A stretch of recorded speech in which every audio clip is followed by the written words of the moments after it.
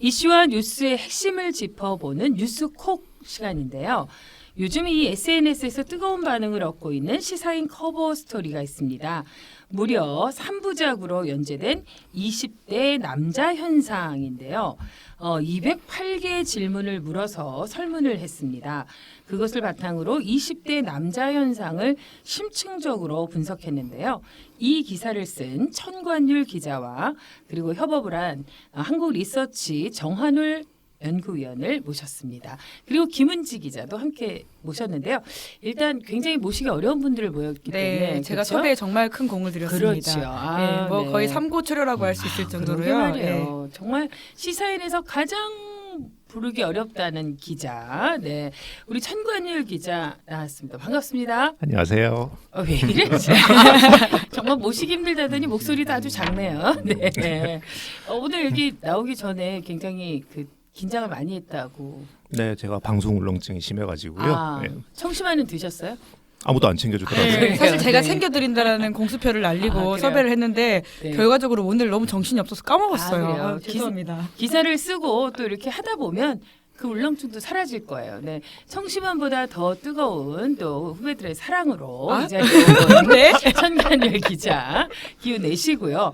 왜 이런 걸 협업을 하시는지 이런 무모한 도전에 아주 그냥 흔쾌히 응해주셨던 한국리서치 정한울 연구위원도 함께해 주셨습니다. 정한울 박사님 반갑습니다. 네, 안녕하세요. 정한울입니다. 성향이 비슷하군요. 두 분이 보니까. 박사님도 아까 네. 방송 울렁증이 있다라는 어필을 네. 전에 아주 이제 강하게 하셨어요. 그래요. 네, 글이 편해요. 글이 편해요. 네. 두 사람 다 글을 편해하는 스타일이어가지고요. 말 잘하네요 지금. 이런 분위기로 가면 돼요. 정한울 박사님은 이번 이 프로젝트 하시면서 힘들지 않으셨어요? 사실은 평소 하던 이제 프로젝트하고는 굉장히 다른 방식과 절차와 그렇죠. 노고가 들었던 네. 프로젝트고요. 요 구체적인 건 또 차근차근 물어보고 이런 일을 천관율 기자하고 할 수 있었던 건 천관율 기자하고 뭐 평소에 굉장히 친분이 있나요? 애정이 있나요? 어떤 관계예요? 사실은 뭐 천관영 기자님 2011년도인가요? 네. 2010년도, 11년도, 12년도 하여간 그 3년 중에 한 해인데 기억도 안 나는데 언젠가 좀 옛날이긴 하네요. 그러니까 그래요. 옛날에 네. 아마 이제 뭐 선거 관련해서 이제 취재 인터뷰 어. 한번 하는 게 이제 기회였는데 네.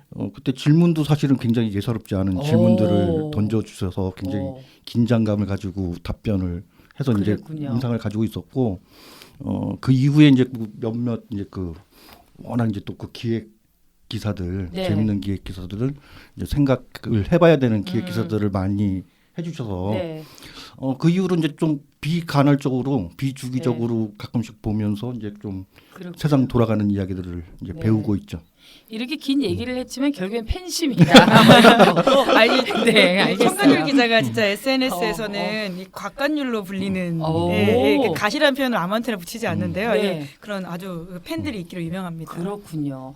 나는 뭐 이렇게 언젠가 어느 술자리에서 막 인간적으로 뭐 이런 얘기를 할 줄 알았는데 역시 두 분은 굉장히 지적인 기자와 네, 연구자의 만나 심상치 않아 이번 기획이. 네. 어쨌건 그럼 이제 하나하나 좀 짚어보도록 하겠습니다.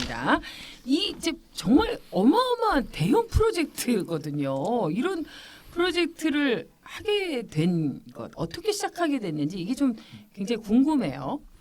사실 그 20대 남자 현상이라는 게 그 네. 현상이 어떤 게 있다라는 거는 작년 가을부터 사실 굉장히 많은 사람들이 주목을 했었고요. 이를테면 청와대 같은 곳에서도 이제 연구를 했었고 네. 뭐 이렇게 뭐 아시겠지만 이제 그 여당 국회의원들도 이 주제에 관심이 많아가지고 뭐 일단 표가 빠진다. 뭐 그게 제일 표가 안 컸죠, 사실. 나온다 이런 표가 거니까. 빠진다 네네네. 이러니까 그러면서 이제 조금 말실수를 하기도 했어요. 무슨 저 교육을 잘못 받아서 그렇다, 뭐 그렇죠. 이명박근혜 정부 시절에 배워서 그렇다, 뭐 맞아요. 이런 말실수를 하기도 했고 전반적으로 굉장히 이슈였는데 그럼 20대 남자 현상이 도대체 뭐냐? 20대 남자의 뭐를 현상이라고 할 거냐? 그 부분에서부터 사실 뭐라고 할까? 어떤 합의가 없다. 이게 사실 기획의 출발이자 가장 난점이었었죠, 사실. 그렇죠. 근데 사실 이게 굉장히 관심이 있고 모두가 집중하는데 어느 누구도 손을 댈 수 없는 어마어마한 이 프로젝트고 이 현상을 설명하기가 쉽지 않았을 텐데 하여간 이걸 시작한 것 자체가 대단한 일인데 이 지금 청관일 기자와 한국리서치의 정한을 이제 박사님께서 이렇게 콜라보를 진행한 것 그리고 또 어떤 역할을 이렇게 좀 각자 나누셨는지 이 계획이 이제 하나하나 밝게 된 과정을 좀 설명해 볼까요? 제일 처음에 이제 제가 정월 박사님 찾아가서 20대 남자 관련해 가지고 서베이를 하면 어떨까 뭐 이런 얘기를 몇 번 나누다가 네. 이제 결론을 내렸죠. 아 이건 하지 말자. 왜요? 이건 안 된다. 너무 복잡해서요? 아니 그렇지 않겠어요. 예 이게 뭐 사실. 문항 몇 개를 가지고 이제 그 답을 할 수도 없고 현상 자체가 예를 들면 20대 남자가들이 왜 뭐 특정 현상에 대해서 왜 그런가 물어보는 거면 사실 이를테면 왜 문재인 정부를 지지하지 않는가 그렇지. 요거에 한 대해서만 분야라면 쫙 또 집중해서 물어볼 수 이해가 있으면 되는데. 문항을 짤 수 있는데 맞아요. 현상 자체가 뭔지를 찾아야 된다는 건 이거 안 되니까 하지 말자. 그렇게 둘이 합의를 보고 네. 이제 편집국장한테 갔죠. 아 이거 안 돼요. 근데 하라 그러더라고요. 또다시 고재규 편집국장이 보니까 등장하셨네요. 시사인에 늘 배우에는 고지기가 있고. 네. 근데 이게 보니까 리서치 기관이 한두 개도 아니고 또 그 연구하시는 분들이 한두 분도 아닌데 정한일 박사를 찾은 거 보니까 제가 오늘 실제로 뵈니까 아 이분이 참 착하시고 평소에 거절을 못 하실 것 같으니까 정관율이 저렇게 의도적으로 간 건 아니었을까. 사실 그런 거 좀 있었죠. 사실 국장이 하라고 그러니까 네, 제일 만만하고 뭐 돌파구는 좋은 찾아야 되고. 근데 돌파구를 정한일 박사가 그때 찾아주셨거든요. 그때 웹조사라는 게 있다라고 소개를 해주셨는데 그게 왜 돌파구가 되는지 부분은 이제 박사님이 설명을 해주시면 좋을 것 같은데. 그래요. 그 웹조사를 소개해주셨어요. 아 그래요. 그게 웹조사는 뭘까요? 그러니까 뭐 쉽게 얘기하면 온라인을 통해서 하는 조사죠. 그러니까 기존의 이제 전통적인 조사 방법은 주로 이제 전화를 이용한 전화 네. 조사거나 아니면 이제 면대면 페이스 투 페이스로 네. 직접 찾아가서 네. 대면하면서 이제 조사하는 방법인데 기존에 이제 웹 조사를 잘 사용하지 않았던 거는 이런 공공 조사 이런 걸 사용하지 않았던 거는 이게 아무래도 디지털 디바이드 이런 게 있잖아요. 그러니까 가령 노인 세대 이런 그렇죠. 분들은 이런 정부 통신기기에 대한 어떤 이용도도 많이 떨어지고. 저도 못해요. 네. 네. 그래서 사실은 예전에 웹조사들은 네. 거의 이제 그 20대에서부터 59세까지만 이제 조사를 하고, 그러니까 그 위에 있는 뭐 60대 이상 응답자들을 이제 잡기가 굉장히 어려웠거든요. 네, 근데 저희가 이제 이런 어떤 조사 기관들 뭐 대부분의 기관들은 아닌데 이제 자체 한 40만에서 뭐 몇백만까지 이렇게 좀 패널을 구축을 해서 이제 관리하는 이제 그 시스템이 하나가 있고 그래서 저희 한국리서치는 한 44만 정도 이제 액티브하게 이제 이런 어떤 조사에 참여하는 네. 한 전체 뭐 지역성 연령 대표성에 좀 근접한 그런 44만의 이제 그 패널 풀을 만들어 놓고 네. 이제 그래서 이제 접촉하는 이런 방법을 이제 사용하고 있고 또 하나는 그럼에도 불구하고 사실은 60대 이상이 이제 패널을 이용한다 하더라도 기존에는 이제 조사가 잘 안 됐었거든요. 그런데 네. 저희가 재작년 2017년도부터 이런 온라인 패널 조사에 대해서 좀 뭔가 방법론적 혁신을 하자 이렇게 이제 그 내부 이제 그 연구소도 만들면서 네. 이제 새로운 실험을 했던 게 그러니까 요즘 노인분들도 카톡이나 이런 거 많이 사용하시잖아요. 그러니까 그렇죠. 이런 뭐 PC나 뭐 이메일 이런 사용 이런 거에 대한 사용 빈도는 이제 젊은 세대에 비해서 떨어지지만 네. 그러니까 핸드폰은 많이 사용한다라는 이제 그 점에 착안을 해서 이제는 이제 그 발송 자체를 이런 이메일 발송 기존에는 이메일 발송으로만 이제 조사를 했었는데 저희가 실험했던 게 이제 그 핸드폰으로 동시에 이제 폰을 통해서 그래서 이렇게 네. 뭐 듀얼 모드라고 이제 뭐 믹스드 모드라고 얘기를 하는데 네. 발송 전송 방식 자체를 이제 그 듀얼로 두 부분으로 이제 그 같이 하는 방식을 채택을 했고 그러니까 60대 이상 응답률이 굉장히 높아진 거예요. 그래서 작년부터인가 웹조사 이제 저희가 실험 조사를 해오고 있는데 그 60대 이상의 어떤 그 세대 대표성, 그 세대 비율을 맞추는데 전혀 문제가 없어졌고 네. 지금 네. 20대 얘기했는데 지금 60대를 계속 얘기하시면서 한국 리서치에 굉장히 자부심을 느끼는 업계 노하우를 자꾸 얘기하시는 것 같으신데 이게 전화 면접 조사로 하면 그렇죠. 저희가 한 10개, 15개 질문 이 이상의 수가요? 질문 네, 숫자를 그렇죠. 그 이상 가기가 어려워요. 근데 웹조사에서는 이제 주로 마케팅 쪽에서 많이 하시는데 뭐 400개, 500개 뭐 뭐 그렇게 그렇게까지도 사실 그러니까 고객 고객의 수요를 딱 타겟팅하는 조사에서는 굉장히 촘촘하게 물어보거든요. 그렇죠. 근데 그런 조사 그럴 때 쓰는 조사 방법론이면서 전체 지금 설명하신 대로 전체 대표성을 그렇게 훼손하지 않는 그러니까 이 두 가지 접점에 있는 조사 방법을 소개시켜 주시면서 말하자면 할 수도 있겠는데 그렇죠. 문항을 100개 이상 쓸 수 있으면 충분히 많은 질문들을 통해서 우리가 이제 가설 자체를 검증해 볼 수 있겠다. 그런 생각을 하면서 돌파구가 열려버렸죠. 안 열렸으면 좋았을 텐데. 그러니까 되게 어떻게 보면 적절한 정말 타이밍이 절묘했다는 생각이 든 것 같아요. 그러니까 20대 남자 현상에 대한 관심과 또 이걸 분석하고 싶어했던 시사인의 욕구와 또 한국 리서치가 한국 리서치가 갖고 있었던 어떤 기술적인 노하우가 만나서 이렇게 하는데 저도 이제 예전에 학교 다닐 때 사학과를 졸업했기 때문에 사회조사 방법론 이런 거 하면 제가 설문 문항 208개 이래서 지금이야 이제 좀 이해가 되는데 저는 이제 면대면이나 전화 설문만 생각을 했으니까요. 208개를 누가 하니? 막 이러면서 사실 이게 황당한 것 같은 생각이 들었거든요. 근데 가능하겠다라는 생각도 들지만 조사를 또 어떻게 했는지 궁금하기도 하네요.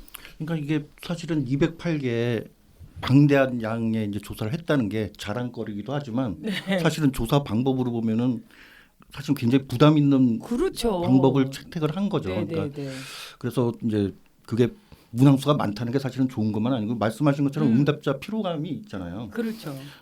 근데 이제 그런 어떤 피로도를 이제 좀 감소시키는 게 이건 뭐 이론적으로도 그렇고 경험적으로도 그렇고 가장 이제 그런 어떤 피로도에도 불구하고 성실한 응답을 이끌어내는 핵심적인 방법은 결국은 돈이거든요. 쿠폰을 주시는. 사실 저도 그런 거 오면 되게 성실하게 답합니다. 뭐 기프 쿠폰 이런 거. 커피 쿠폰. 저희는 이거 참 이상한데 너무 어떻게 노하우를 현금으로 지급하거든요. 그때 현금일 때와 이제 상품권일 때 뭐 이럴 때 좀 차이가 있고. 이것도 조사한 거지.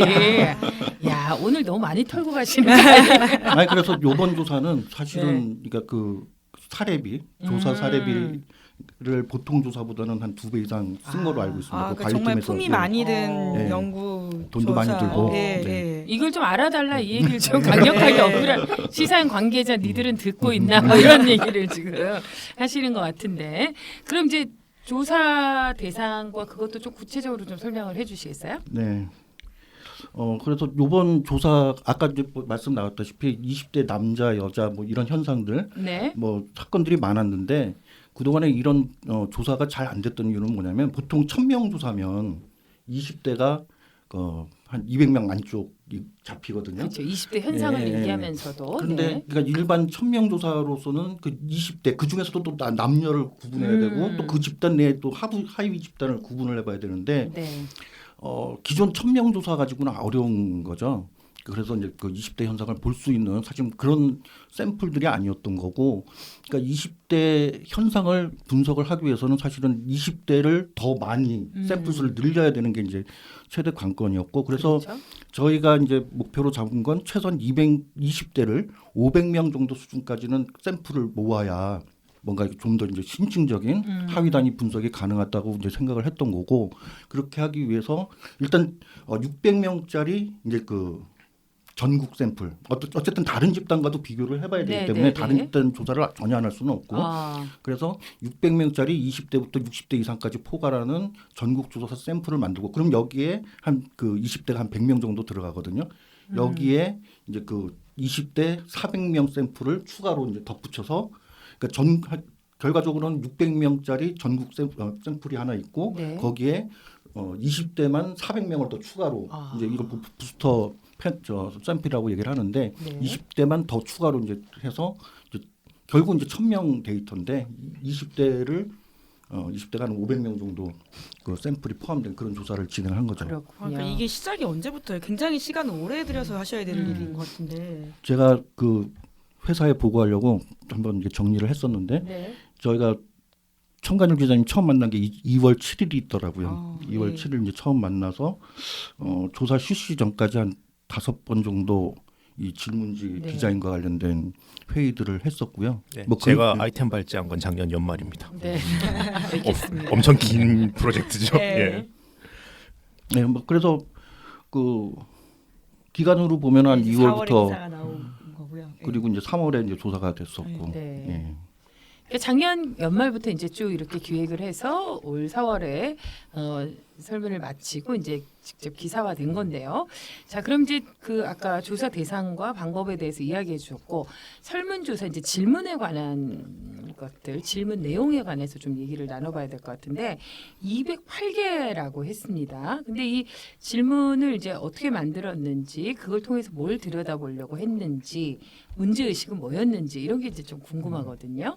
사실 이제 조사가 나오기 전에 이제 20대 남자 현상에 대해서 어떤 얘기들이 오갔는지를 좀 떠올려 보시면 네. 이제 굉장히 많은 설명들이 있었어요. 이를테면 젊은 세대가 정치적으로 보수화됐다. 아니면 혹은 이제 여성 혐오를 그렇죠. 가 올라왔다. 혹은 페미니즘 물결이 굉장히 웨이브가 셌기 때문에 이거에 대한 반작용이 세게 온 것이다. 혹은 이제 또 20대 남자들이 유난히 공정성에 민감한 세대가 등장했다. 또 뭐 입시 취업 전쟁이 워낙 세게 가혹했다. 네. 그리고 이게 고도 성장이 끝나고 저성장 국면으로 들어가면서 기회가 좁아졌다. 정말 많은 설명들이 있었고 네. 그런데 이제 각자 이제 자기가 스스로 이제 마음에 들어 하시는 설명들 가지고 이게 이유다. 이렇게 서로 얘기를 하니까 논의가 진척이 안 되는 거예요. 이게 그렇죠. 어느 얘기가 맞고 어느 얘기가 틀린지 혹은 어느 얘기가 더 가능성이 높은지 이런 거를 사실 서로 얘기할 수 없는 단계에서 자기가 보기에 중요해 보이는 것들에 대해서 서로 강조하는 이제 그 수준 그 단계의 논의가 머물러 있다고 느꼈고 그러니까 사실 집권 여당에서도 뭐 교육이 문제다 이런 이야기들을 별 근거 없이 네. 하시게 되는 그렇죠. 예, 이런 상황에서 우리가 조사를 설계할 때는 그럼 지금까지 각자 중요하다고 얘기한 것들이 다 있는데 이 각각에 대해서 이게 정말 사실인지, 예를 들면 여성 혐오가 문제인지 페미니즘이 문제인지 공정성 감각이 문제인지 다 물어봐서 이 질문들이 차이를 만드느냐 아니면 이게 차이를 만들지 않느냐를 전부 물어보는 수밖에 없다. 그렇군요. 라고 처음에 작업을 세팅을 하게 된 거죠. 208개까지 갈 거라고는 생각 못했어요. 네. 왜냐하면 이제 그 현상을 설명하는 것들이 이제 여러 가지 설들이 있어서 그 설들을 이제 좀 분류해내고 네네. 거기에 맞는 여러 가지 질문을 통해서 이게 이제 어떤 정말 의미를 갖는지를 짚어보기 위해서 이제 했다는 것 같은데요. 그럼 이제 수치가 우리가 그래도 대충 예상이 되잖아요. 이 부분에 있어서는 이럴 것 같다. 뭐 이래서 이제 그게 그렇게 결과도 그렇게 나왔는지 그것도 좀 궁금하네요.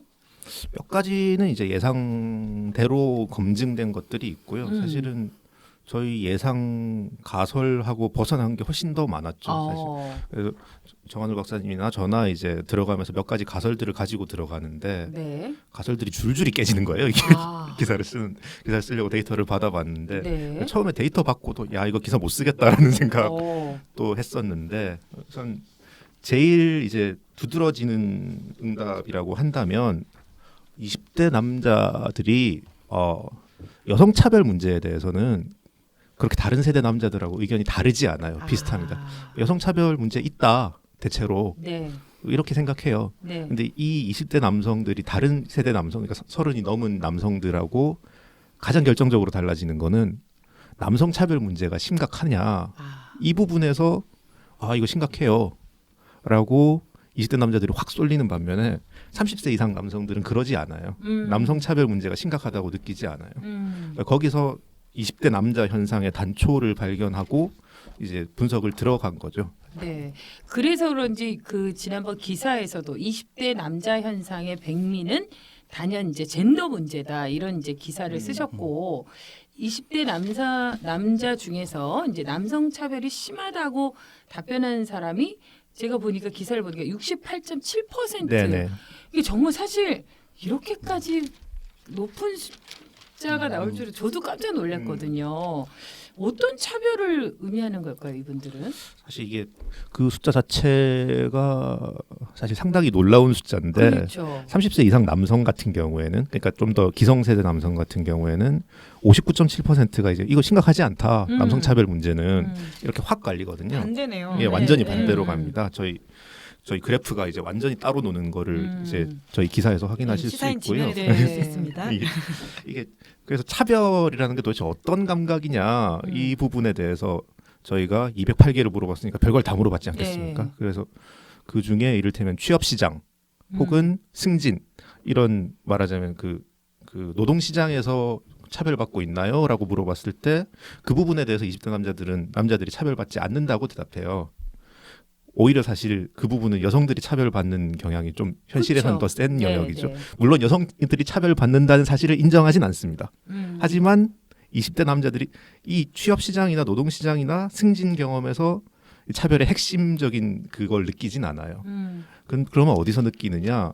가장 이제 두드러지는 문항들이 몇 가지가 있는데 우선 남녀 간의 법 집행이 공정하냐 이렇게 물어봤을 때 20대 남성들은 이 불리하다는 응답이 이제 대체로 불리하다와 매우 불리하다를 합치면 이게 한 53.6% 정도 됩니다. 이런 기울기는 없어요. 그러니까 법이 남자들한테 불리하다라는 거를 굉장히 강하게 느끼고 있거든요. 사건으로 예를 들면 이제 최근에 2심이 나왔죠. 곰탕집 성추행 네네네네. 사건이라고 이제 유명한 사건이 네네. 있습니다. 뭐 이런 사건들에 대해서 법 집행이 남자들에게 지금 불리하다. 그러니까 법 집행이 공정하지 않다. 이런 감각을 굉장히 강하게 느끼고 있고요. 예. 아니 그래서 저는 오히려 이 부분이 더 의미심장한 거예요. 그러니까 이제 이 숫자로 봐도 그렇고 법 집행이 남녀 어느 한쪽에 유리하다는 거죠. 여성에게 더 유리하다는 거잖아요. 지금 그렇게 보고 있는 20대, 거죠. 그렇게 예. 보는 거잖아요. 예, 20대 남성만 그렇습니다. 그렇죠. 예, 다른 세대 성별은 그런 그런 경향이 게 없고요. 아닌데. 예. 그러니까 이게 이제 20대 남성 현상이라고 해도 과언이 아닌데 이게 의미하는 게 뭔지 저는 그게 참 궁금해져요. 그러니까 그 부분에서 이제 그 말씀하신 것처럼 이제 아까 뭐 그런 곰탕집 사건이나 그러니까 몇 20대 남자 그 집단들 중에서 아주 극단적인 좀 반 페미니즘, 그러니까 이런 태도를 가지고 있는 집단들이 그러니까 법 집행 자체를 이게 좀 그 뭔가 불평등하다, 불공정하다라고 보는 그 이슈가 주로 젠더 이슈하고 네, 또 네. 연결이 되는 것 같아요. 그러니까 가령 어떤 성추행 사건, 뭐 미투라든지 뭐 이런 사건들이 네. 됐을 때, 그러니까 피해자 진술을 먼저 존중해 주는 게 그 동안에 이제 좀 이런 어떤 법 집행의 그렇죠. 태도. 이제 네. 그런 게 이제 좀 자리 잡아 왔었잖아요. 이제 과거에는 워낙에 이제 그 피해자가 책임을 묻는 맞아요. 과거에 이제 그런 분위기였다가 그걸 이제 바로 잡는 과정에서 일단 피해자의 진술을 먼저 우선적으로 이제 고려하는 이런 문화가 자리 잡아왔던 것 같고, 네. 근데 이제 그런 과정에서 최근에 이제 그런 어떤 미투 사건이나 뭐 혹은 뭐 그런 여러 가지 이제 그 남녀 사건이 벌어졌을 때, 그러니까 반대로 이제 이제는 무죄 추정 원칙을 훼손하는 거 아니냐, 그런 어떤 여성의 피해자의 진술을 뭔가 이제 더 웨이트를 준다는 것 자체가 가해자로 지목된 사람의 어떤 그 뭐랄까 그 무죄 추정의 어떤 그런 권리 뭐 이런 것들을 오히려 이제 그 부정하는 거 아닌가 이런 생각들을 하는 것 같고, 그러니까 결과적으로 젠더 관련된 사건들이 등장을 했을 때 피해자 우선주의라는 게 결국은 이제 남성에 대한 역차별 이런 거로 받아들이는 핵심적인 좀 요인 아닌가 이런 생각이 들어요. 예, 이게 그래서 사실 그 예를 들어 남자와 여자가 직접 마주쳤을 때 여자들에게 차별받는다 이 느낌이 아니고 남자와 여자가 갈등하는 이슈에서 권력이 여자 편을 든다. 이게 사실 핵심적인 정서로 저희 조사에선 잡히고요.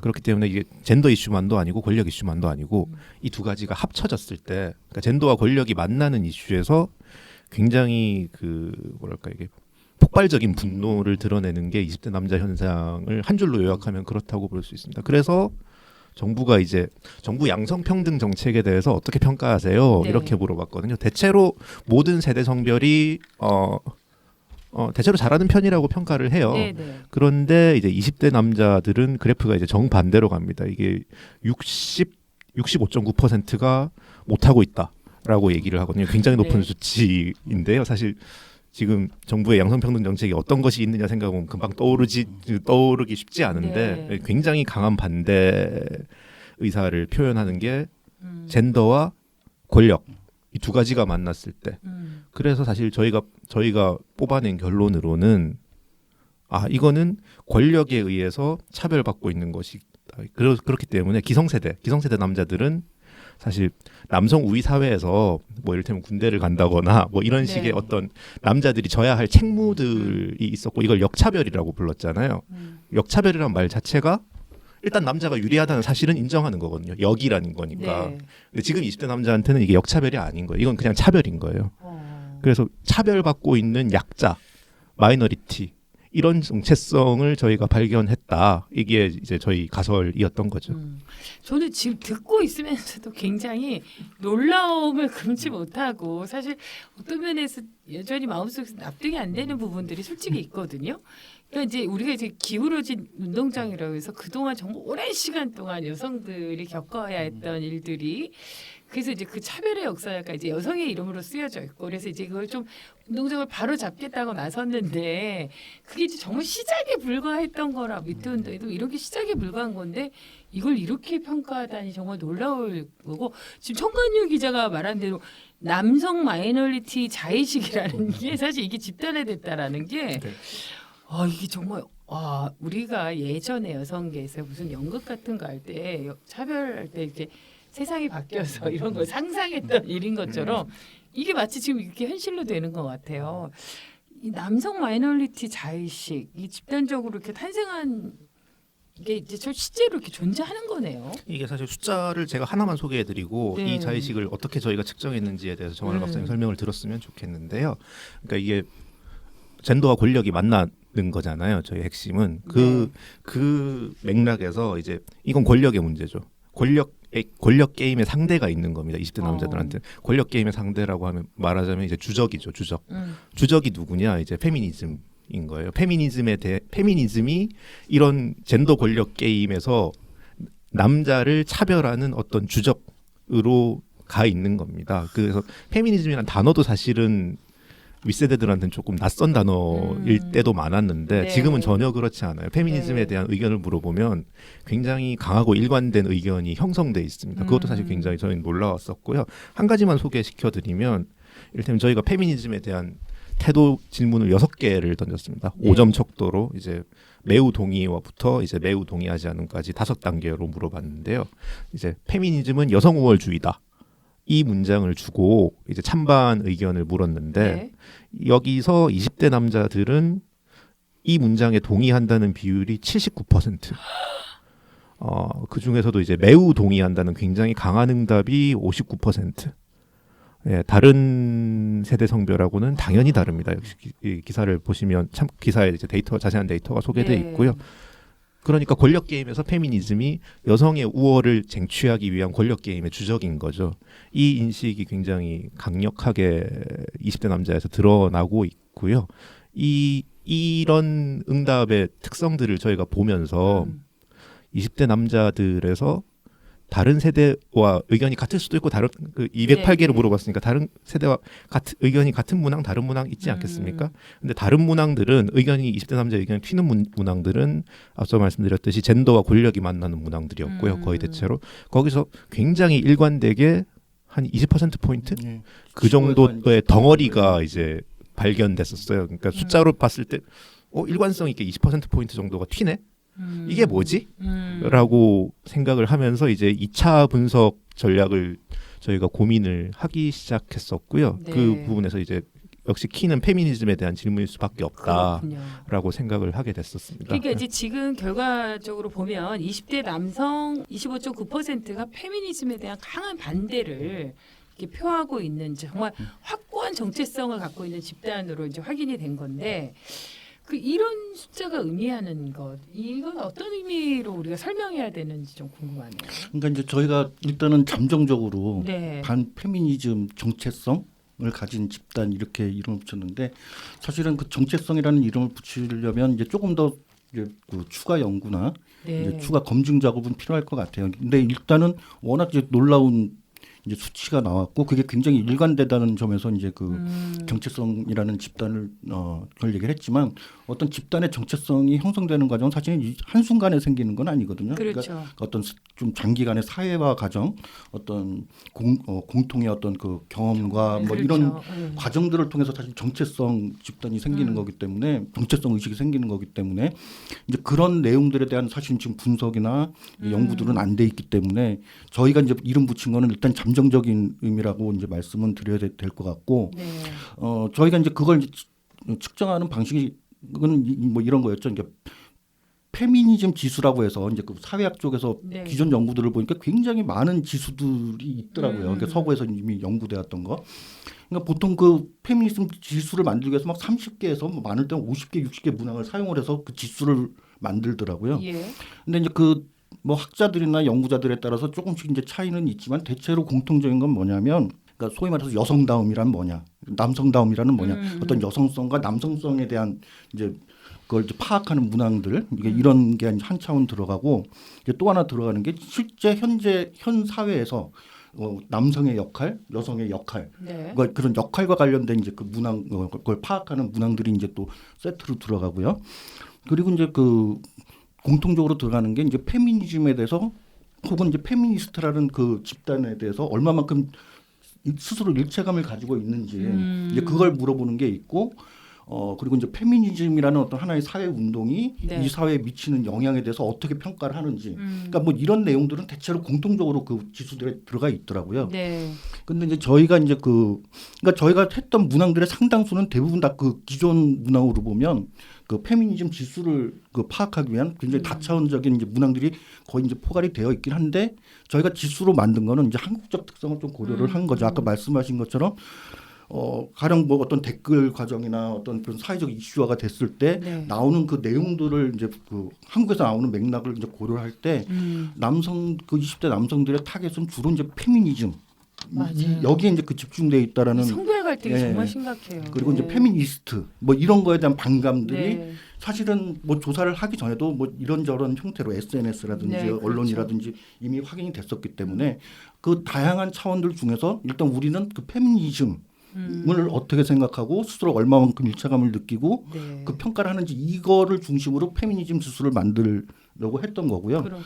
그래서 이제 저희가 이제 사용했던 문항이 뭐냐면 이거 한번 두 분 그냥 직접 펜 들고 한번 해보시죠.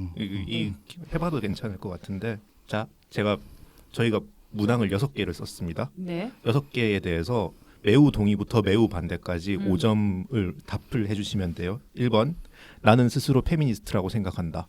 매우 동의하면 플러스 2점을 쓰시고요. 매우 반대하면 마이너스 2점을 쓰시고 뭐 중간 단계면 마이너스 1 플러스 1 모르겠다면 0점 쓰시면 됩니다. 자 한번 써보시죠. 예. 1번 나는 스스로 페미니스트라고 생각한다. 나 이거 봐. 2번. 못 하고 있잖아. 아 이거 복잡해요 이거. 일본- 이거 자 통편집 될 생각하고 가보죠. 기분지 기자라세요 정말 똘똘한. 그러면 예 이해했어요? 네. 자. 저 점수 총합 말씀드리면 되는 거예요? 예 1번 나는 스스로 페미니스트라고 생각한다. 네. 2번 예. 페미니즘은 남녀의 동등한 지위와 기회 부여를 이루려는 운동이다. 네, 네. 3번 페미니즘은 한국 여성의 기회 향상에 기여해왔다. 자 여기까지는 매우 동의가 플러스 2점이고요. 매우 반대가 마이너스 2점입니다. 점수 여기까지 다. 예, 3번까지는. 예. 그 사- 나 예. 거기까지 할 수 있어. 예, 좋습니다. 됐어. 드디어 됐어. 자 4번부터는 반대예요. 거꾸로요? 4번부터는 페미니즘에 대한 부정적인 뉘앙스의 질문이기 때문에 예. 매우 동의하면 마이너스 2점이고 매우 반대하면 플러스 2점입니다. 4번부터는 부정적이기 때문이에요. 4번 페미니즘은 여성을 피해자로만 생각한다.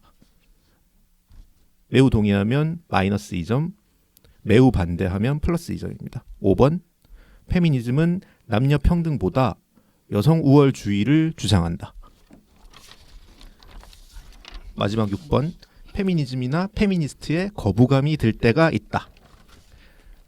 자, 플러스 2, 플러스 2부터 마이너스 2까지 점수를 매기시면 합산을 하시면 그 만점이 플러스 12점부터 마이너스 12점 사이로 분포합니다. 두 분 점수를 굳이 얘기하시진 않으셔도 되고요. 네. 저희가 이렇게 조사를 하면 가장 페미니즘에 친화적인 친페미니스트가 플러스 12점이 나오게 돼 있고요. 가장 페미니즘에 단호하게 반대하는 반페미니스트가 마이너스 12점이 나오게 돼 있습니다.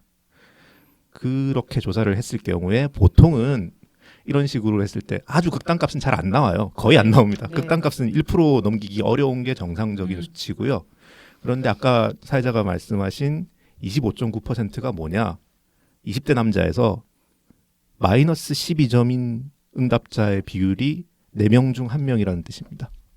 극단적인 답이 잘 안 나온다고 하지 않으셨나요? 근데 네네. 마이너스 10이면 제일 극단에 있는 점수잖아요. 그렇죠. 사실은 네. 이렇게 나오는 조사를 저는 본 적이 없습니다. 음. 아니, 근데 저도 지금 이 조사를 듣고 지금 깜짝깜짝 놀랐는데 지금 25.9%라면 20대 남자 4명 중에 1명은 그렇게 생각하고 그것도 아주 확고하게 정말 페미니즘이 세상에서 제일 싫어라고 생각하는 그런 생각을 갖고 있다는 거잖아요. 그리고 어떤 면에서는 이게 이제 좀 그 격하게 얘기하면 젠더에 대한 반감, 그러니까 여성에 대한 반감이 그렇게 크다고 해도 과언이 아니기 때문에 제가 지금 깜짝깜짝 놀라는데 이런 식으로 이제 분석을 하는 게 제가 봐도 좀 드문 경우인데 이렇게 분석을 하기도 하나요? 어떻습니까? 그러니까 보통은 이런 분석 단계를 잘 안 거치죠. 이제 아까 말씀드린 것처럼 대체로 이제 찬반을 이제 물어보면 가령 4점이다 그러면 약간 찬성, 약간 반대 여기에 많이 응답이 집중이 되면서 네. 찬반이 이제 의견이 갈리는데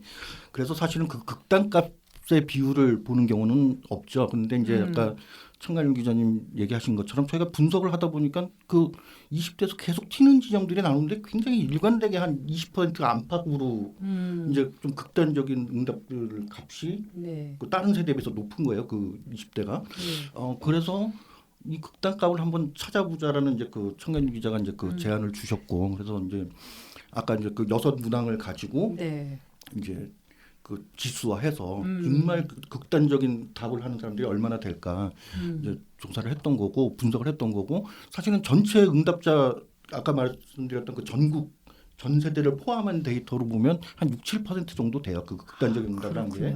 그런데 이걸 세대별로 보면 그러니까 20대가 이제 가장 많았던 25.9%고 그리고 사실은 좀 요번은 20대 특집이었기 때문에 이제 그 추가 분석은 안 했지만 사실 30대도 사실 그 비율이 그렇게 적진 않아요. 남성에서요. 예. 예. 15% 예, 그 정도였던 거예요. 17.5%. 17.5. 그러니까 네. 극단적인 점수가 예, 나오고. 아까 그 마이너스 12점의 네. 비율이 30대까지는 이제 17.5%가 나오고 40대가 한 10.9%. 그러니까 50대 6%, 60대에서는 뭐 3.5, 1.5. 그러니까 뭐 40대는 약간 한 10% 정도 있는 거고 30대에서는 한 20%에 근접한 비율로 있는 거고, 근데 20대는 지금 25%. 네, 기성세대가 될수록 이게 줄어들고 이제 젊어질수록 올라가기 때문에 그러니까요. 20대 남자 현상이라고 부르지만 사실 30대에도 상당히 있는 현상이라고 이제 추론할 수 있고요. 저희가 이제 네. 30대를 더 집중해서 조사를 한다면 더 확증할 수 있는 얘기가 되고요. 이게 사실 이제 보면 우리 사회의 가장 어떤 면에서는 좀 불행한 세대라고 지목되는 게 2030 세대라고도 이제 많이 하잖아요. 뭐 일자리에서도 그렇고 여러 가지로 소외되고 뭐 이제 지금 굉장히 어려운 상황을 경험하고 있다라고 해서 그 세대에 대해 사실 이제 기성 세대 저도 이제 이미 기성 세대가 되었는데 그 세대들이 바라본 굉장히 안타까운 애정 어린 눈길이 있는데 이 세대가 이런 수치가 나올 수 있고 이런 게 뭘까? 왜 그럴까? 이 정체성 집단은 어떤 특이한 점을 갖고 있을까? 이런데 좀 제가 좀 이렇게 뭔가 이렇게 집중하게 되네요. 사실 정직하게 말씀드리면 아직 잘 모르겠습니다. 기사를 쓰셨잖아요. 그 기사를 보라고 하시면 되죠. 왜냐면 이게 기사를 시간이기 세 때문에 개를 여기를 잘못 건드렸다가는 뇌관이지 뇌가. 이게 약간 뭐 제가 주위에 있는 사회학 연구자들한테 네. 저희 데이터를 이렇게 일단 방금 저희가 했던 대로 6개에 대해서 야 찬반해봐라. 그 다음에 남자들 중에서 극단값이 몇 프로일까, 여자들 중에서 몇 프로일까 이걸 물어본 적이 있었어요. 근데 그래도 남자들 중에 극단값이 한 20-30% 될 것이다라는 거를 맞추는 연구자들이 있긴 있었어요. 아 그래요. 근데 이 연구자들이 100% 틀린 게 있습니다. 뭐예요? 여자에서 극단값, 여자에서 플러스 12점 값이 몇 프로나 나올 것 같아요? 라고 물어보면 남자 추정치와 거의 비슷하게 답을 해요. 그러니까 양쪽 극단값이 비슷하게 있을 것이다. 그러니까 25에서 26 정도 다 그렇죠. 있을 예, 거다. 20-30% 있을 예, 것이다. 예, 예. 왜냐하면 우리가 온라인에서 보면 사실 이 양쪽에서 굉장히 터프한 댓글이 아주 분들이 팽팽하죠. 이게, 네. 이게 전쟁을 벌이고 있는 것처럼 보이잖아요. 근데 저희 조사에서 20대 여자가 0.8%였나요?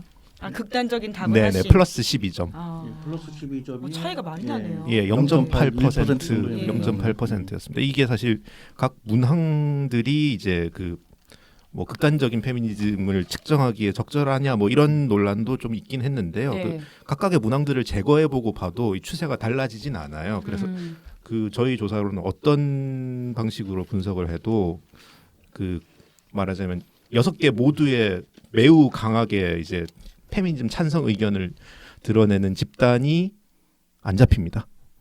그래서 저희가 이제 이걸 평균 점수도 내봤어요. 그래서 평균 점수도 내봤는데 모든 여성들은 0점 주위에 있습니다. 그러니까 플러스 12점과 마이너스 12점 사이 가운데쯤에 있어요. 모든 세대 여성들은. 그리고 남성들도 50대 60세는 0점 주위에 있어요. 그런데 이제 세대가 젊어질수록 마이너스 값이 커지면서 20대 남성들은 전체 세대 평균이 마이너스 6.3점이 됩니다. 이거는 사실 모든 질문에 대해서 페미니즘에 반대해요라고 일관되게 답한 게 한 세대의 평균 점수란 뜻이죠. 네. 여성들은 이런 현상이 드러나지 않거든요. 일단 저기 그 이 정체성 지수에 대한 얘기를 잠깐 거쳐 왔는데 네. 우리 제가 사회자가 질문하신 이 세대 도대체 왜 이래요?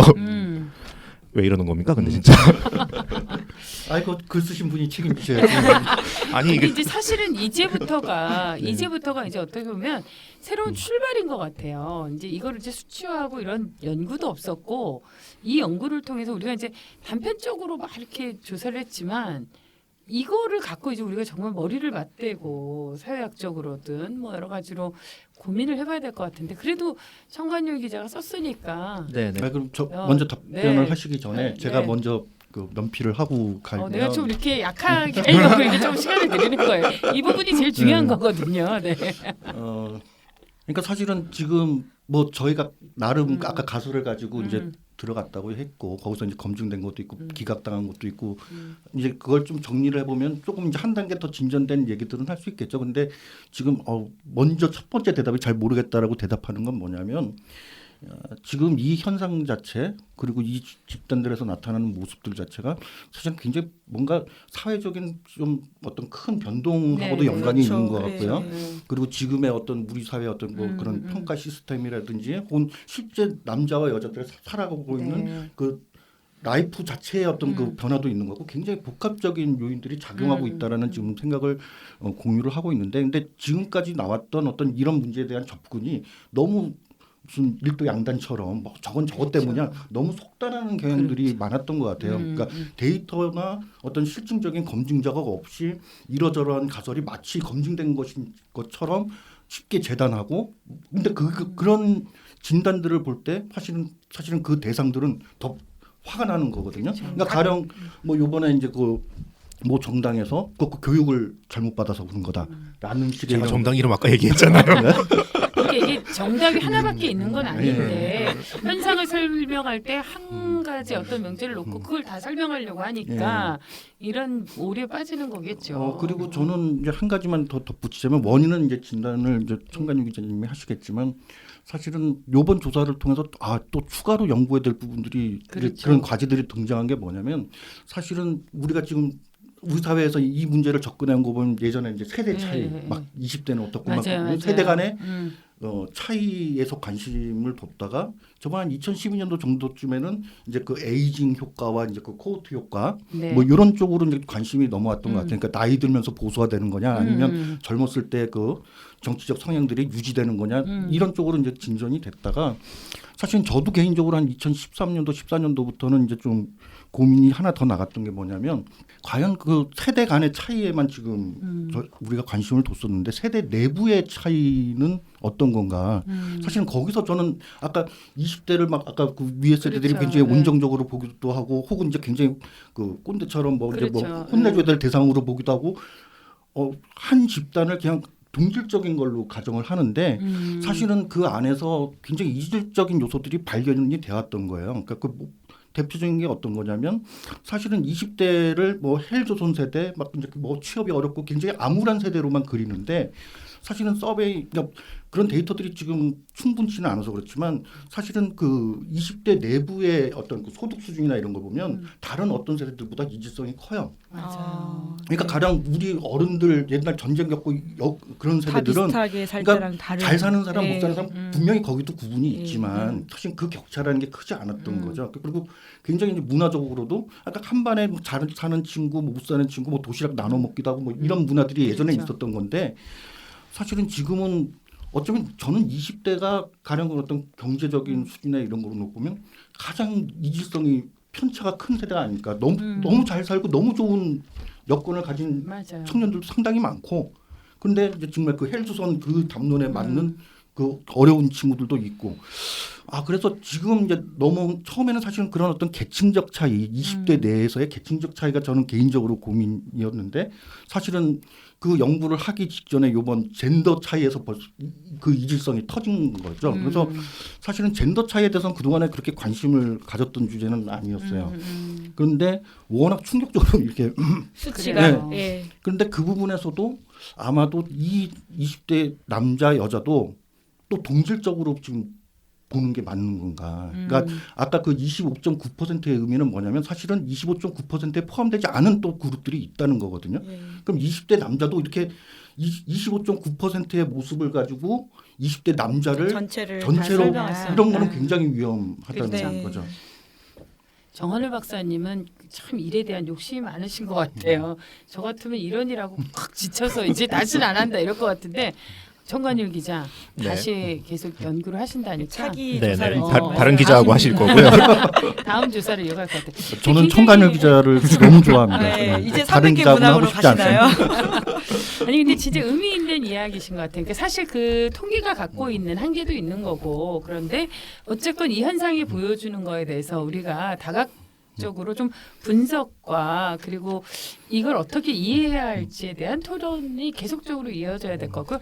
저는 이야기하시면서 사실 저희 집에도 20대가 한 명 있거든요. 근데 남성인가요? 남성이죠. 여성인가요? 여기에 대표적인 20대 남성인데 뭐 25.9%에 드는 남성은 아니지만 확실히 제가 20대에 가졌던 경험 그리고 그 아이가 갖고 있는 거 그 사실 아이를 그 길을 양육하면서 그런 게 끊임없이 충돌했거든요. 그러니까 사실 이게 아까 그 경험이라는 게 20대 한 시대에 딱 만들어진 게 아니라 지속적으로 갖고 왔었던 그들만의 어떤 특징이 분명히 있었을 거라는 생각이 들어요. 그래서 이런 연구가 후속적으로 계속 됐으면 좋겠다라는 좀 바람이 있고 청관율 기자가 드디어 마지막 십자가를 져야 될 때가 되었어요. 어떻게 이게, 생각하세요? 예. 네. 사실 딱 한마디로 정리할 수 있으면 제가 왜 3부작을 썼겠습니까? 어쩔 수 없이 조금 몇 가지 조각들을 소개를 드리면서 저희가 세운 어떤 그 잠정적 결론으로 네. 나아가는 방식으로 쓸 수밖에 없을 것 같은데요. 아까 정한울 박사님이 지적해 주신 대로 20대 남자가 왜 이런가라는 질문을 저희가 중간에 기각을 했어요. 그러니까 이 남자 중에서 이 강한 이 똘똘 뭉친 정체성 네. 집단이 전체의 차이를 만드는 집단이라고 하면 이 집단에 대해서 물어보는 게 더 정확한 질문일 것이다. 라는 관점에서 그럼 이 25.9%들은 각각의 질문에 대해서 어떻게 움직이느냐 이 25.9%와 다른 20대 남자들이 차이를 만드는 지점이 어떤 거냐 요렇게 접근 방법을 바꿨고요. 사실 그래서 조금 더 이야기가 복잡해집니다. 예. 최대한 간단하게 전달을 드리면 우선 저희가 그런 걸 물어본 적이 있거든요. 그 결혼을 하면 네 사회적 성취를 네가 사회적 성취를 하기에 더 장애가 있을 것 같냐? Yes, no. 애 낳으면 어떠냐? Yes, no. 이렇게 물어보면 네. 여성들은 특히 20대 여성들은 사회적 성취를 이루기 어렵다. 특히 아이를 낳으면 사회적 성취를 이루기 어렵다. 네. 뭐 아마 짐작하시겠지만 굉장히 많이 동의하겠죠. 동의하죠. 네. 78%입니다. 아이를 낳으면 나는 사회적 성취를 그렇죠. 이루기 어려워요. 78%. 그래 왔었으니까. 네. 이 20대 정체성 남자들은 그 25.9%들은 아이를 낳으면 내가 사회적 성취를 이루기 어려울 것이다. 여기에 동의하는 비율이 39.1%밖에 안 돼요. 그러니까 이게 별로 아이를 낳는 게 자기 사회적 성취에 상관없을 것이다라는 사람이 더 많습니다. 그러니까 사실은 결혼과 출산, 결혼도 비슷하고요. 결혼과 출산에 대해서 더 자기 사회적 성취와 이게 충돌한다라고 그 인식하는 건 명백히 여자들이죠. 20대 여자들이고 남자들은 이 부담을 상대적으로 덜 진다라는 건 사실입니다. 그러면 이제 가족을 꾸리는 것, 즉 네. 결혼하고 아이를 낳는 것은 사실 여자들한테 좀 더 불리해야 맞는 거잖아요. 그러니까 이런 인식들을 보면 그렇죠. 여자들이 이게 훨씬 더 불리하다고 인식하는 거죠. 음. 사실 사회적 성취에 방해받는다고. 그래서 저희가 이런 문장을 줬습니다. 가족을 꾸리는 것은 여성에게 유리하다. 찬성, 반대. 여성에게 유리하다라고 20대 정체성 남자들이 65.2%가 여성에게 유리하다고 해요. 사실 앞에 문항들하고 내용상 되게 충돌하는 거 아닌가요? 이에 사실? 동시에 네. 답하기 굉장히 어려운 그러니까요. 결과죠. 이게 사실 저도 이거 어떻게 설명해야 될지 모르겠는데 자녀, 결혼 이런 부분에 대해서 전혀 이제 같은 또래 여성들보다 훨씬 부담을 덜 느끼면서 결혼은 여자에게 유리한 게임, 가족을 꾸리는 건 여자에게 유리한 게임이라고 굉장히 강하게 확신을 갖고 있거든요. 이거는 정말 어떻게 해석을 해야 될지 잘 몰라서 이를테면 여성 유리 이런 젠더 코드와 이제 누가 더 유리한가 코드했을 때 굉장히 정체성에 기반한 반응이 아니면 설명하기 어렵구나라는 그 인상을 받은 데이터고요. 뭐 하나만 더 소개시켜드리면 네. 한국은 이제 여성 소득이 낮죠. 보통 이제 그 노동사회 하시는 분들은 이제 경력 단절을 가장 큰 출산 때 이제 정규직 트랙에서 빠져나오기 그렇죠. 때문에 네. 그거를 굉장히 큰 이유로 보십니다. 이제 그런 부분들에 대해서 남녀의 소득이 비슷한 사회가 공정하다. 이런 문장을 줬어요. 사실 되게 당위적인 문장이죠. 네. 근데 이제 보통 모든 세대 성별은 그렇지라고 답합니다. 근데 이 20대 정체성 25.9% 남성들은 58.3%가 그거에 동의하지 않아요. 그러니까 과반수가 남녀의 소득이 비슷한 사회가 공정한 게 아니라고 답합니다. 전제가 있나요? 아니면 그것의 의미는 뭐라고 이해해야 되는 거죠? 저희가 이 문장만 줬는데 아마 이제 짐작하기로는 남녀의 소득이 차이가 나는 이유가 무슨 성차별이나 이런 게 아니라 남자가 더 유능하기 때문에 차이가 나는 것이고 네. 그렇다면 이거는 차이가 나는 게 공정한 거 아니야? 라고 답하고 있는 걸로 보여요. 왜냐하면 이제 다른 문항들에서 여성의 소득이 낮은 이유는 일로 성공하려는 노력이 남자보다 약하기 때문이다. 즉 여자가 노력을 덜 하기 때문이다. 이런 문장에 대해서 우리 사회적 표정이 갈수록 안 좋아지시는데 네.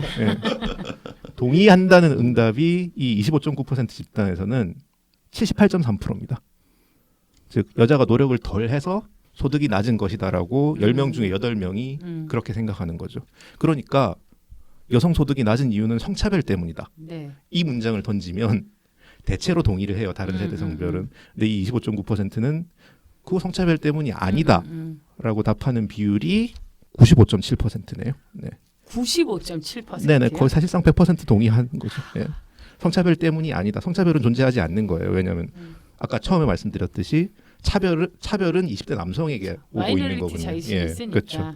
차별이라는 말이 여성들에게 가지 않는 거죠. 이 세계에서는. 이런 조각들이 좀 있었고요. 그 조각들을 가지고 저희가 이제 마지막 3부에서 도대체 어디서 이런 현상들의 기원이 어디서 발생하는 거냐를 저희가 3부에서 몇 가지 가설들을 던졌습니다. 아까 정월 박사님 말씀하신 대로 우리는 여기까지 왔고 여기서부터 다시 가야 된다는 뜻이지 네. 우리가 이걸 사실로 확인했다는 뜻이 전혀 아니고요. 굉장히 긴 이야기가 됩니다만은 그러면 3부의 가장 핵심적인 데이터들을 몇 가지만 좀 소개시켜 드릴게요. 우선 저희가 이제 각각의 생애 주기에서 남자가 더 유능해요? 여자가 유능해요? 별 차이 없어요? 이런 질문들을 5개를 던졌습니다. 초중고 교육과정, 대학 입시, 취업시험, 취업 후의 업무 능력, 그리고 사회생활. 그 외에도 몇 개 더 있지만 이 5개만 일단 소개시켜 드렸고요. 그래서 이 20대 정체성 집단 25.9%만 따로 떼서 보면 네. 굉장히 재미있는 게 저희 전체 조사에서 이 집단은 여자와 유능을 연결하는 경우가 없습니다. 여자가 유능하다라는 의견에 굉장히 단호하게 반대하는 일관되게 단호하게 반대하는 집단인데 네. 초중고 교육과정하고 대학 입시는 여자가 뛰어나다라고 답해요. 초중고 교육과정은 여자가 뛰어나다 39.1%, 남자가 뛰어나다 4.3%. 뭐 대학 입시는 조금 좁아지지만 비슷합니다. 그런데 이게 취업 시험까지도 여자가 뛰어나요. 그런데 취업 후 업무 능력으로 가면 갑자기 남자가 훨씬 뛰어나게 됩니다. 취업 후 업무 능력에 대해서 누가 더 뛰어난가요? 라고 물어보면 남자가 뛰어나다가 60.9%, 여자가 뛰어나다가 4.3%입니다. 4.3%요. 네네네. 네. 그래프가 이렇게 그 십자 형태로 그러네요. 급격하게 꺾이게 되는데 취업 후 업무 능력에서 남자가 뛰어나다라는 답이 일관되게 나온 건 별로 놀랍지 않고요. 오히려 초중고 교육과정 그리고 대학 입시에서 여자가 뛰어나다라는 응답이 굉장히 이례적이에요. 이 집단이 이 정체성 집단들이 계속 응답해온 과정을 그렇죠. 봤을 다른 때, 답변에 네, 그렇죠. 비교해 보면 굉장히 이질적인 답변들이 나온 거죠. 그래서 저희 정한을 박사님이 이제 몇 가지 통계 분석을 시도하셨는데 여기서 초중고 교육과정에서 혹은 대학 입시에서 여성이 더 뛰어나다라는 응답하고 이 정체성 집단하고 이거 뭐라고 표현해야 할까요? 상관성이 있다?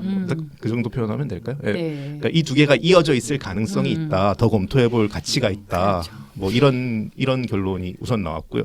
이런 식의 결론들이 몇 개 더 있습니다. 그리고 그 저도 그 예전에 이제 그 강남역 살인 사건 이후에 이제 이 성별 갈등이라는 게 이제 정말 극대화 이렇게 수면 위로 올라오고 이러면서 이제 저도 이 현상에 대해서 관심이 많았는데요. 이렇게 보면 20대의 이런 성별 갈등보다는 사실 교실 안에서 벌어지는 10대들의 어떤 갈등이 훨씬 더 저는 좀 심각하게 바라봐야 되는 것 같아요. 그러니까 이제 이게 사실 보면 쭉 이어져야 될 과정인 것 같거든요. 제가 아까 얘기한 것처럼 20대 현상이라는 게 아까 정 박사님도 얘기했지만 일시에 한꺼번에 드러나는 건 아니기 때문에 지금 이 숫자에서도 나와지고 보여지는 것처럼 이 과정을 우리가 좀 주목해야 되는 것 같아요. 이 남성들이 성장하는 과정. 근데 이거는 이제 개인의 문제도 있지만 사실 우리 구조가 갖는 어떤 입시 문제라든지 사회적인 여러 가지 문제들 현상들이 고스란히 이렇게 드러나는 건 아닌가라는 생각이 듭니다. 아 근데 저는 오늘 약간 갈수록 너무 충격에 빠져서 말이 안 나오고 그리고 우리가 이제 미루어 짐작하고 있던 것과 실제 데이터로 확인하고 나서의 충격은 이게 정말 훨씬 심각하거든요. 일단 저 20대 남자 이제 저 특히 이제 그 강한 정체성 집단 네. 그 여기를 보면 그러니까 현실 인식 자체가 이제 다른 거죠. 이제 그 윗세대나 이제 여성들이 갖고 있는 그 인식하고 이제 그 차이가 나는데 이제 대표적으로 차이가 나는 게 일단 저희 윗세대만 저희 세대만 이렇게 보더라도 네. 아까 말했듯이 남성 우위 좀 남성한테 이제 그 뭔가 더 유리한 그 여성한테 이제 차별적인 가부장적인 문화에서는 그러니까 늘 이제 그렇죠. 그런 거에 네. 대해서 다 알고 있고 또 인정하고 있고 이런 건데 이 친구들은 사실은 그 대목에서 인정되지 않는 거죠. 그렇게 여성을 차별했던 건 우리가 아니라 우리 윗세대 남자들이지 그건 우리 책임 아니다라는 거고요. 또 다른 차원에서 보면 우리랑 지금 맞서고 있는 여성들은 과거에 그 차별받았던 그 여성들이 아니라 오히려 아까 초중고 교육과정, 입시 경쟁, 취업 경쟁에서 오히려 우리를 압도하고 있는, 우리를 넘어서고 있는 강한 집단. 그러니까 양 차원으로 기존의 어떤 통념들하고 그렇죠. 다른 생각을 갖고 있는 거죠. 그러니까 역차별받는 게 예. 아니라 차별받는다라는 인식이 그거라는 말씀이시잖아요. 그러니까 거기서부터 이제 예. 그런 어떤 우리는 여성과의 경쟁에서 특히 이제 그 취업 시장까지의 그 네. 경쟁에서 이미 모든 데서 지금 지고 있는 오히려 지고 있는 루저는 우리들이라는 생각을 가지고 있고 그리고 차별했던 그 주체들은 우리는 차별을 줄 힘도 없다. 뭐 이런 인식인 거죠. 그 차별을 했던 사람들은 우리 윗세대들인데 왜 우리한테 책임을 묻느냐라는 이런 어떤 이게 이제 그 분노의 뿌리로 작용을 하고 있는 것 같아요. 이게 이제 이렇게 보면 우리가 이제 지금 20대, 30대들이 그 과거에 이제 386 세대라고 얘기했던 사람들처럼 이제 민주화를 경험하고 교육의 기회가 고등교육 이상을 받았던 그런 환경을 갖고 있는 세대들이 아이를 낳고 길러온 세대잖아요. 근데 오히려 이런 세대가 이제 입시 문제에서도 가장 과열 현상을 보이고 있고 의외로 그렇죠. 그러니까 아주 좀 설명하기 어려운 문제들이 이제 계속 발생하면서 이건 사회적 병리 현상으로 계속 이어지는 것 같아요. 이 성별 갈등의 문제. 그러니까 본인들은 이렇게 억압을 당해야지 차별하거나 이런 경험이 없다. 민주적으로 길러져 왔고 막 이런. 하여간 저도 지금 좀 멘붕이 와가지고 참 저도 어떻게 정리하기가 어려운데요. 네. 네, 좀 사실 설명을 해보시죠. 저희가 이걸 하면서 이제 제일 처음에 이제 기각했던 아이디어 중에 하나는 20대 남자들이 공정에 더 민감하다. 저희 조사에서는 공정에 민감한 건 사실인데 네. 공정에는 모든 세대, 모든 성별이 다 민감합니다. 사실 그 한국 그에서 여론 지형에서 이를테면 뭐 수능 쳐야 된다, 점수로 줄 세워야 된다, 혹은 사법시험 폐지하면 안 된다, 네. 이런 것들이 사실은 공정한 객관식 시험에 대한 굉장히 강한 어떤 애착을 보여주는데 모든 세대 성별이 다 그렇습니다. 사실. 그렇기 때문에 유난히 공정성 감각이 발달한 세대가 등장했다. 이런 설명도 꽤 많았는데요.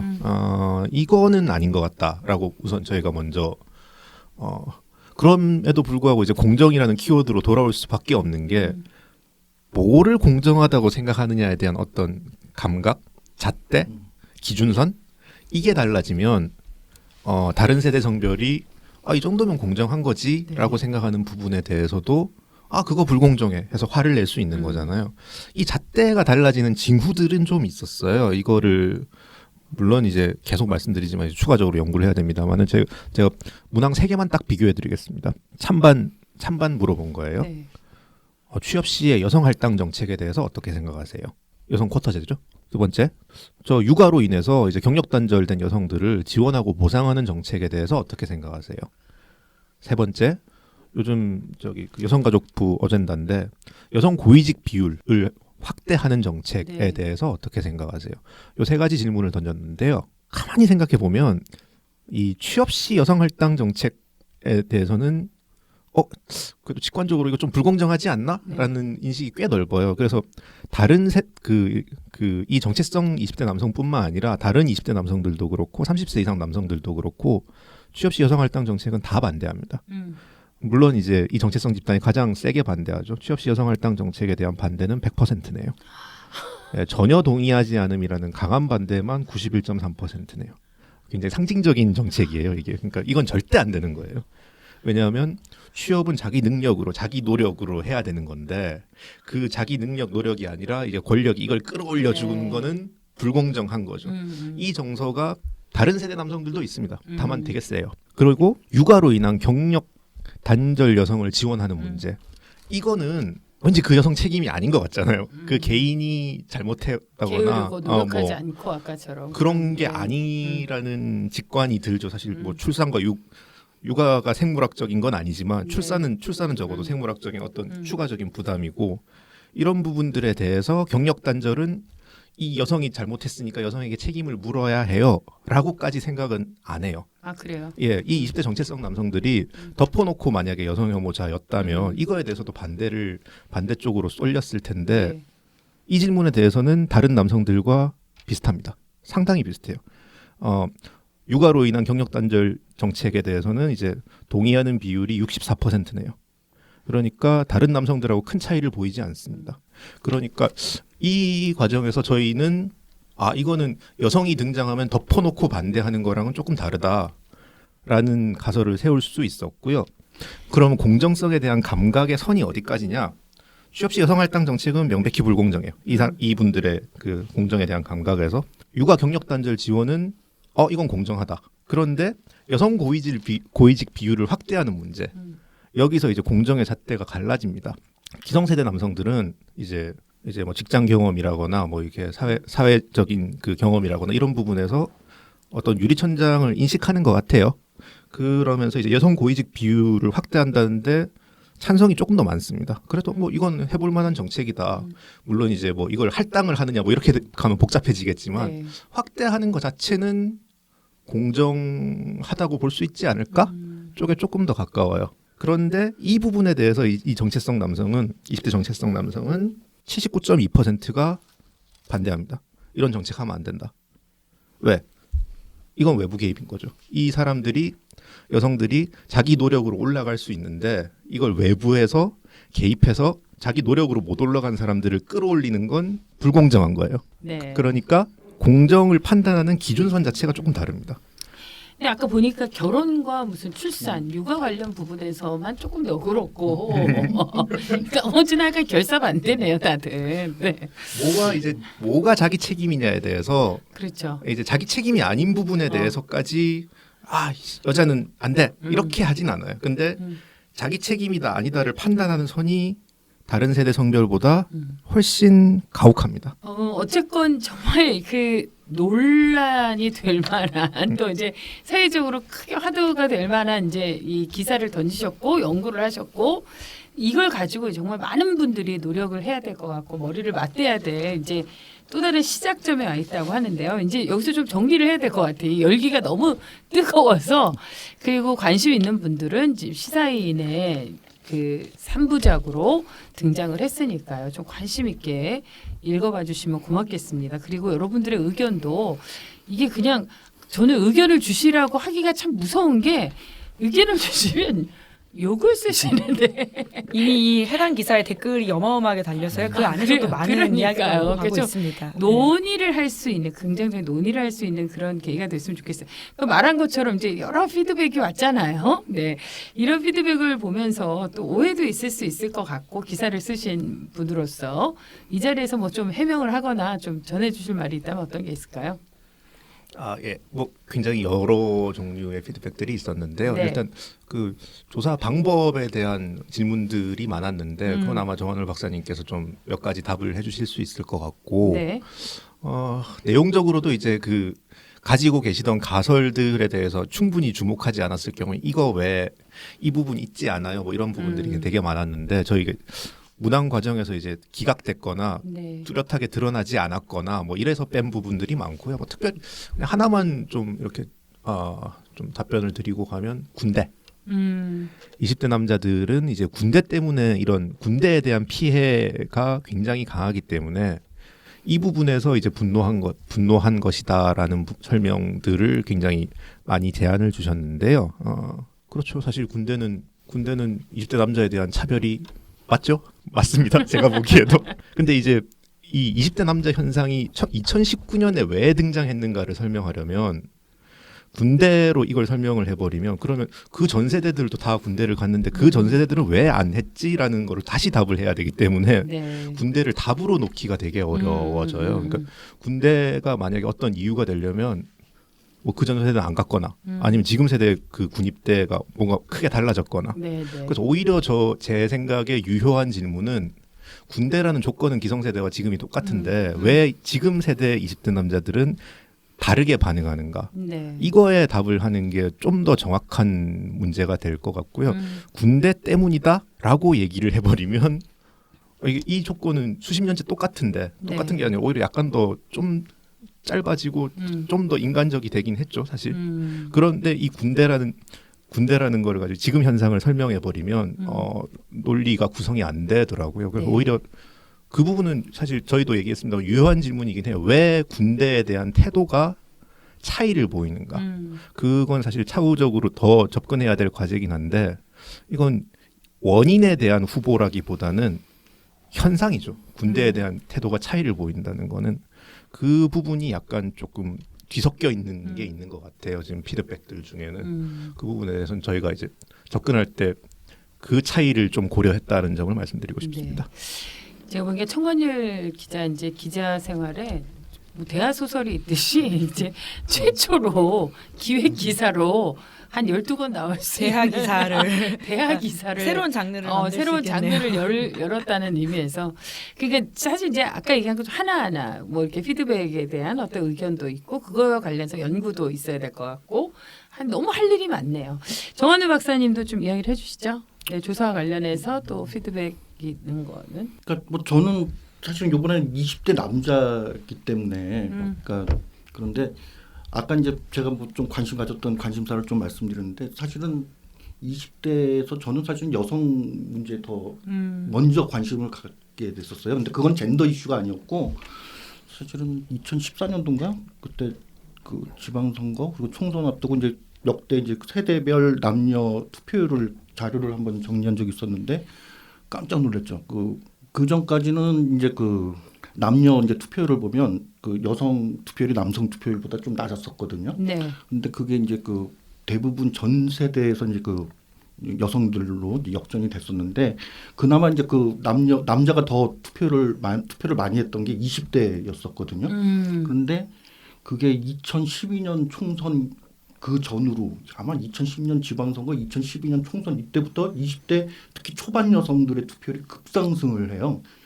그러면서 저번 2018년 대선에서는 20대에서도 이제 투표율이 역전이 되죠. 네. 그러니까 정치 참여에서 그 20대 젊은 여성들의 참여 이거를 어떻게 볼 거냐. 근데 투표라는 거는 이런 참여라는 거는 제도적인 참여는 사실은 자신감의 표현이거든요. 내가 말을 할 자격과 능력에 대해서 자신감이 생겨 나간다는 거고.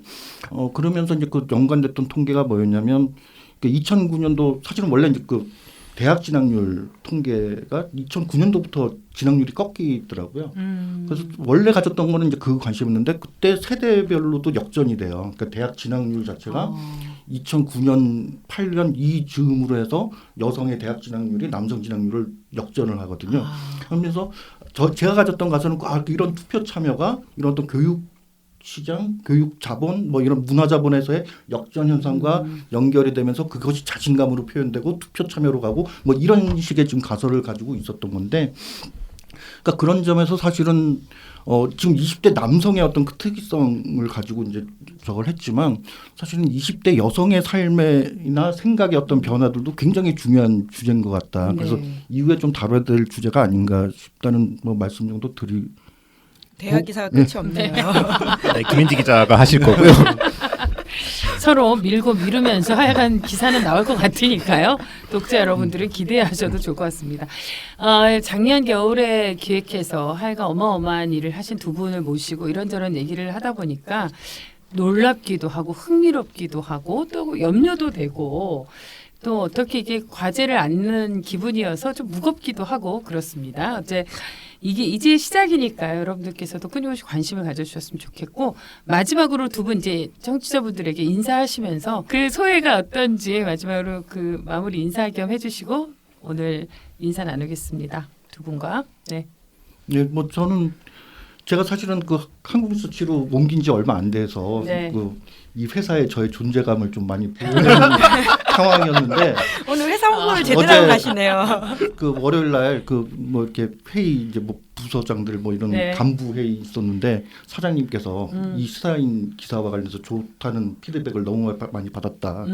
그러면서 고생했다 이런 칭찬도 받고 네. 저의 존재감을 조금 정당화하는데 상당히 좀 기여를 해서 개인적으로 너무 이제 좋았고 사실은 굉장히 되게 인간적이시다 정말. 굉장히 이래서 이렇게 하시는구나. 너무 흥미로워서 사실은 아까 말씀드린 것처럼 굉장히 많은 잦은 만남과 잦은 수정 혹은 네. 포기하려고 하다 다시 이런 과정이 굉장히 힘들었는데 어쩌면 첫 실험 뭐 이런 느낌이 그렇죠. 들어서 그러니까 굉장히 흥미롭고 어떤 앞으로 더 연구의 어떤 의지나 이런 것도 더 불태워지는 네. 이게 그런 과정이었고 그러니까 청간일 기자한테 좋은 기회 주셔서 감사하다 말씀드리고 싶습니다. 너무 세상에나. 인간적이다. 너무나 인간적인. 네. 청간율 기자. 청간율 기자가 아이고, 뭐라고 아이고. 얘기할지 나 또 기대가 된다 지금. 네.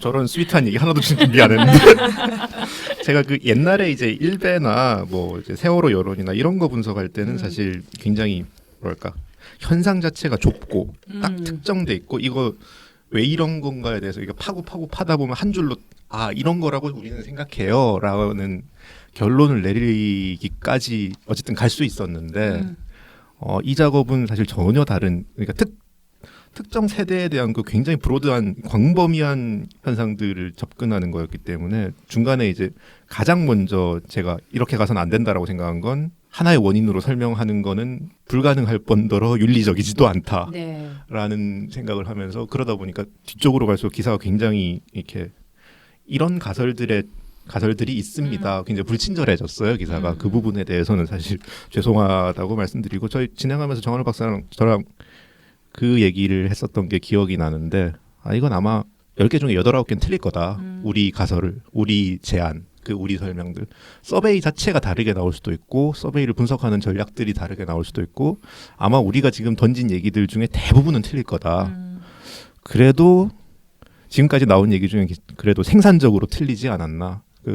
적어도 이 얘기가 틀렸다라는 걸 다른 분들이 입증할 수 있는 방식으로 어떻게 물어봤고 어떤 숫자를 가지고 어떤 가설을 세웠는지를 우리가 다 보여드릴 수 있기 때문에 다음 스텝을 가시는 분들이 시사인 팀이 왜 틀렸는지를 충분히 설명하실 수 있게 얘기를 했다는 게 가장 생산적인 지점, 반증 가능하게 얘기를 했다는 게 생산적인 지점이 아닌가라는 얘기를 저희가 마지막 그 분석 때쯤에 그런 얘기를 했었는데 그게 아마 다른 데이터들은 다 기각되고 우리 결론들이 다 기각돼도 그 점은 남지 않을까라고 생각합니다. 너무나 인간적이어서 앞으로도 계속 연구를 하실 정한울 박사님, 한국 리서치에서 승승장구하시고 네.